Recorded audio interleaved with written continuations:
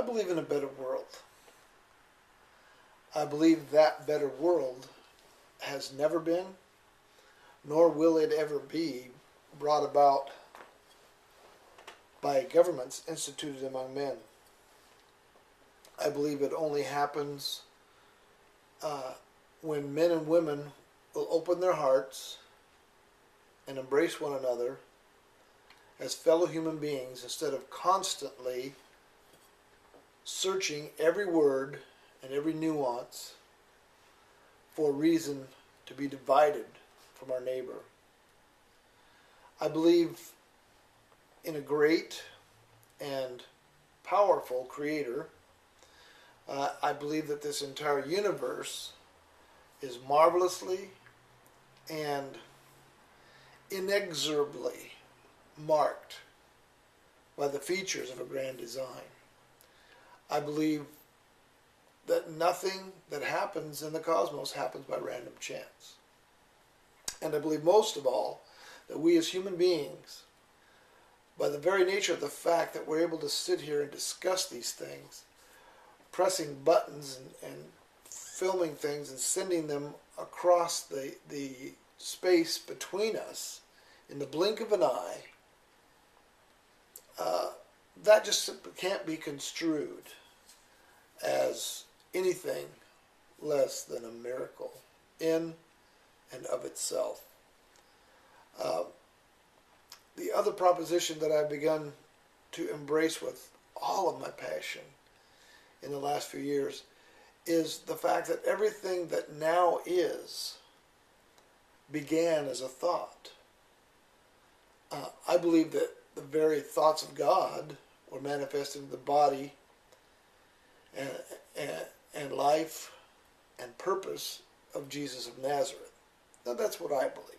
You don't have to believe that. That's what I believe. In the same manner, I'm of the opinion that whatever we truly believe and speak forth is what we will one day possess.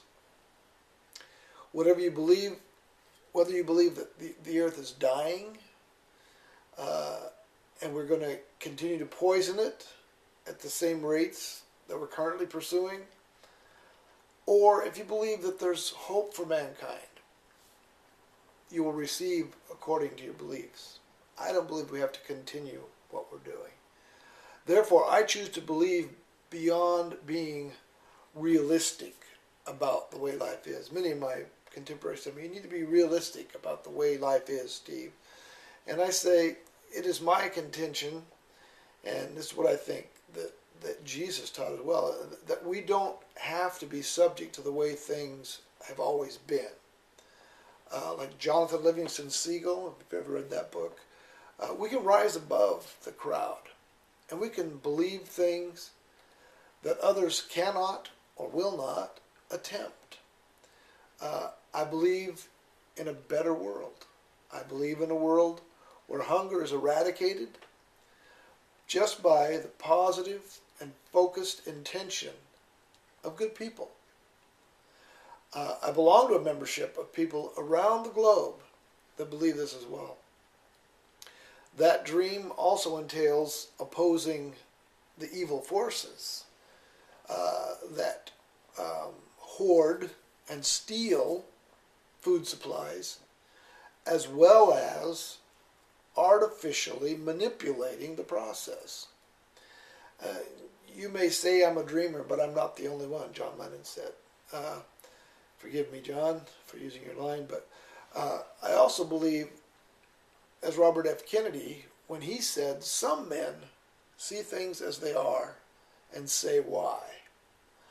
I dream things that never were and say, why not? Nothing happens without passion. Everything good and noble begins with a spark of belief mixed with ingenuity, passion, and expertise. Many times that expertise is hidden, as in a small bicycle repair shop in Kitty Hawk, Virginia. But it surfaces when men and women, ladies, are passionate enough to ignore the naysayers and continue on in the face of adversity and scorn and ridicule, to even the loss of life in some cases, to see their dreams and visions fulfilled as they ascend into the sky in the real world. The darkness was rushing in on the world in the late 19th century. Whale oil was becoming increasingly scarce as men hunted the massive sea mammals to the brink of extinction and still couldn't satiate the world's need for the precious commodity. As a man with passions and dreams that others thought were foolish and some actually thought was insane, Thomas Edison piled on and kept going for it to try to overcome that problem. He failed over 7,000 times before he perfected the right element that would, in the twinkling of an eye, change the world and bring light into the darkness.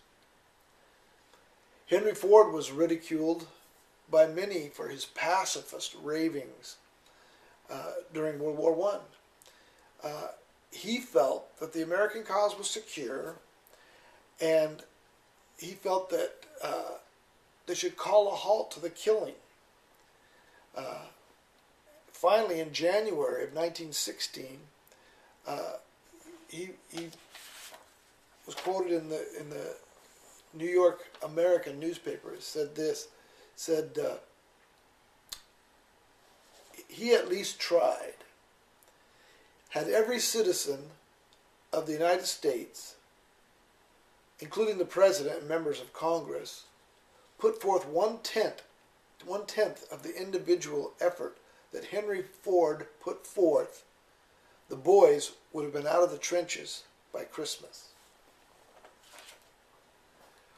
What if our words and thoughts and intentions were as focused as Henry Ford's? And what if, fueled by our passions, we can overcome the voices of division and anger? What if merely changing our thinking could have a positive impact on the environment, the government, mankind as a whole? I believe it can. No, I'm not convinced that the government is the answer to the needs of the unemployed, or the lame, or the underfed, or the maimed, or the otherwise incapable of our society. Yes, we need programs for them, but I believe it's up to each and every one of us as human beings to become human beings. But more than that, I believe we need to recognize that divine spark within each of us, as well as within that brother or sister that's in need, and heed the word of the teacher from Galilee when he said, whatever you do to the least of these, you do it also unto me. This is the world I believe in. While I continue to pay my taxes despite what others say about my willingness to do so, I refuse to ignore the duty that each of us has toward one another as members of the same household known as the human race. I don't need to believe the way you believe, and I don't need to make sure that you honor days that I honor in the same manner that I honor them. Neither do I wish to lay down and surrender, saying there's nothing that can be done except to have government intervene and make it so. I do not wish to be obtuse. I simply cannot be forced to not believe what I believe. Again, I do not ask you that you believe as I do, but I prefer to be a city on a hill, and that those who want what I have will come to me and receive it. That there would be something that I'd have that they would want. Those that don't, I don't harbor any ill will toward them. I'm simply living the life that I've been given by the instructions I have received from my spiritual host who lives inside of me. I make no apologies, nor do I boast? Because I've done nothing worthy of his benevolence, but I just humbly accept it from his hand. I believe that better world that I spoke of is on its way. It is not some pie in the sky hope. It is based on the knowledge that there are many people around the world that feel the same way as I do. They sense that something big has happened. Something big has transpired and is now setting off alarms throughout the kingdoms and realms of darkness. The light is dawning and the shadowy powers are being exposed and illumined. It will happen. It will. Perhaps not in my lifetime, but I purpose to do everything in my power to assist in its arrival. The concept that the world would end in 2012 may well have been better said like this: the world as we know it ended in 2012. The new world that has been ushered in is about to unfold for all of us. I sense it. And as major players are not going to be the governing bodies or the rulers that now make merchandise of men. Governments come, governments go. Rulers come, rulers go. Policies come and policies go. But the true liberation of souls will be seen as light strikes forth and pierces the darkness. Fairy tales? Yeah, believe what you want.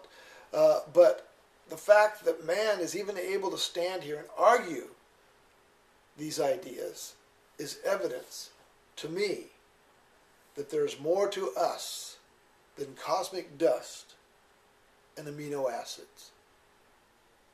Thank you. Grace and peace. Steve signing out for the night.